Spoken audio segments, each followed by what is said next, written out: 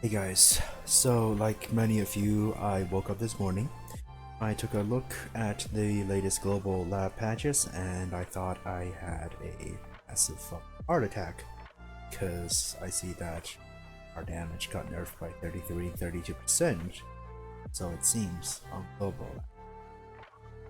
Now there's been a lot of panicking going on, a lot of people immediately selling their ranger weapons. Well, I just made this very quick video, even with my voice on for once, to tell you, hold your panic, it's not the end of the world.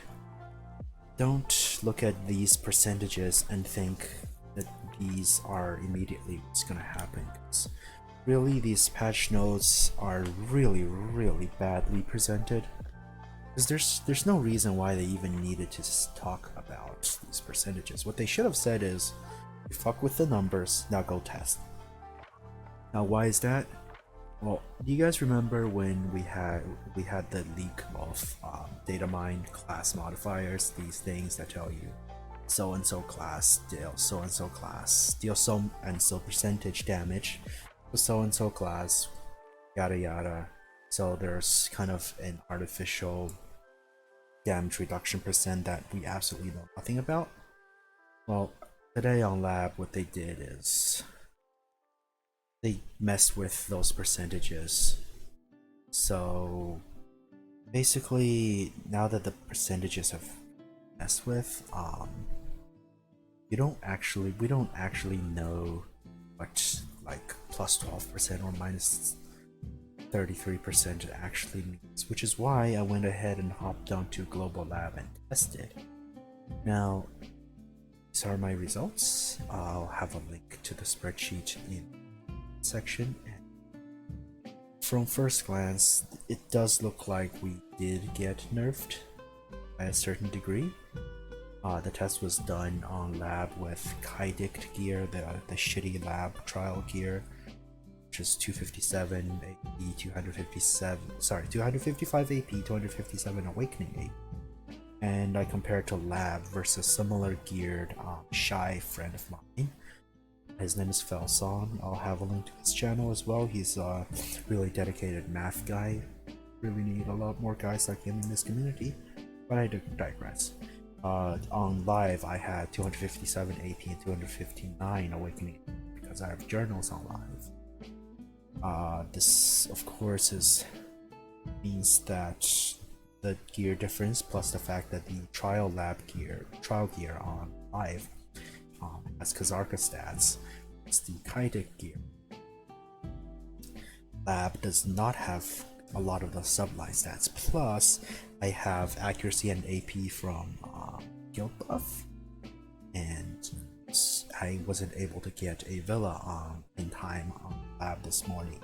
This means that the live damage, all this live damage, should probably be a little bit at least a little bit below where it is. So the live damage is definitely overstated. But that aside, let's look at these graphs. So if we just assume that it should be a little bit lower than where it is on this graph, you see that for Awakening range combo, or pretty much for all of these graphs, you basically have intersecting sets, which means we really cannot say that these data sets are different. However, just straight up from the feel of it, we definitely do less damage on lab than on live, and I think that's okay, and I'll get into that later. So let me go a little bit more deeper into the tests. So these aren't super strictly scientific yada yada tests. This is pretty much napkin math. I woke up first thing in the morning and just hopped on to really test because I wanted to know what the fuck was going on. So the Awakening range combo is your standard Blasting Gust, SF1, Penetrating Wind, Charging Wind. The Awakening melee combo, I just picked a sample that wouldn't kill because, by the way, 2 KDs will still comfortably kill 375 DP shy using 255 DP AP trial gear. So the Awakening sample combo is Grab, Wailing Wind, Waltz of Wind, Breezy Blade, Rushing Wind, Vine Knot, Heavenly Knot, and the Heavenly General was all supposed to be down attack as well. So that's fairly consistent. The Succession Quick Snipe is Blasting Gust, SF1, Penetrating Wind, Cancel Charging Wind. And the Succession Full Snipe is I hold Charging Wind to full to Blasting Gust, Penetrating Wind. Off on cooldown Charging. The Succession Range area combo is just Blasting Gust into Prime Descending Current into Prime Ultimate Descending Current. So range wise from an Awakening, even more of a wet noodle than currently are. Definitely not a nice thing, but and again, given these overlapping data sets, you're probably not really going to notice it. It's probably just going to roll into your perception of damage variation. Awakening melee, I think, is the part where we were hardest hit, except that doesn't really matter because, like I said, with just general adequate AP, then you're still gonna one combo like 99% of builds in a 1v1 situation where you get to just wail on them while they're on the ground. The difference being you will probably need a little bit more AP to get that kill that you can barely get as they get up from second knockdown. It's assuming you don't just go full troll 150 AP, down smash them until they die, which of course we can still do. We definitely still do like fine damage. Like I said, one combo 375 DP shy just fine with just the standard 2 knockdowns.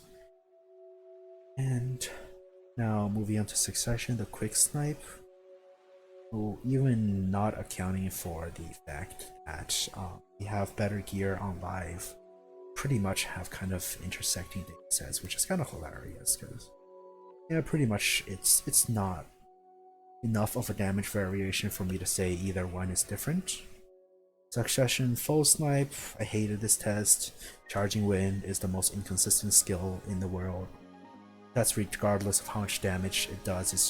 It doesn't have good accuracy, it doesn't have innate crit, so it's only 2 hits, you get damage rolls all over them. So this was a pain in the ass to test, and you can see that especially for live, the line goes up and down. It's a lot of variation, but judging by the fact that 3/4 of the combo should be mostly consistent, I'd say that Charging Wind probably just ended up taking another hit in the end, with all things having been accounted for, which is fine because after the last round of Succession nerf, we really stopped relying on using Charging Wind shot. If it's single target, you really have to rely on arrow now, and if it's large scale, well, you're basically dropping Descending Currents into a ball and hoping that it's hit someone. Anyways, so playstyle wise, real effectiveness wise, I don't think this really changed. Now Succession Range area combo. Okay, so that's basically Descending Current on down attack, and yeah, it probably hits a solid bit less lab now. So if these changes come through, well, your margin of kill steal in siege situation is even smaller, so you gotta work harder to yoink those fat kill feeds from people. It's alright, they're just telling us just go Guardian so you can solo DPS a ball. Single skill. It's alright. Nothing has changed. I'm still gonna be sitting between the 2 siege walls, just holding down Descending Current and while watching like anime on the side, and just tabbing in once in a while to check if I accidentally landed some kills, and that's gonna push me to the front page of the guild kill feed, and I'm gonna feel good about it. Same as before. Now, all jokes aside, just in general, the real big reason why I'm not super concerned about these buffs is that we're not the only class getting nerfed. well, getting changes, I should say. Because like I said, it's really the class modifiers they're messing with. We don't know how much they messed with it by. Frankly, I don't want to know, because at this point I don't actually have faith in the nerfs that this company produces. But throughout the day, I've heard warriors hit like wet noodles, I've heard sorcerers hitting like wet noodles. I saw that clip from Block Jump where he like was actually healing someone with his main hand skills. That's another thing, because there's something fucky about Global Lab damage. So, beyond like as a casual reference, it can actually be really questionable to even rely on it.